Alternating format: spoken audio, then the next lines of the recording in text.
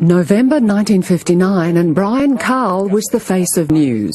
Not that everything ran smoothly, as he revealed during our 50th anniversary. The news desk was too high. At the last minute, he was seated on a wooden packing crate. It was one of those tomato cases which are very light wood. So I sat and went straight through the blasted case and sat there with my bottom being spiked for the next 30 minutes while I did my very first ever broadcast on television news. Wasn't the most comfortable night I've ever had on television. Goodness me. But you survived. You pulled it off, as it were. As it were, yes. They had to pull it off me. In 1974, when Brisbane flooded, Brian's Tennyson home was one of thousands to go under. We had two choices. We could either have a nervous breakdown or pick up a shovel.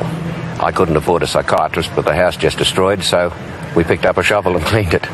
40 years ago, the newsman was part of our first colour broadcast. In Britain, there's been a big demonstration of the military might of NATO countries. Among his on-air partners was Mike Higgins.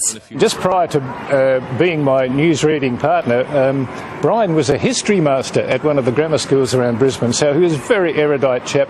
In 1983, Brian Carl entered politics, becoming the member for Aspley. Brian passed away in the early hours of this morning, aged 84. He leaves behind his wife Denise and their 5 children, and Brisbane's early era of television.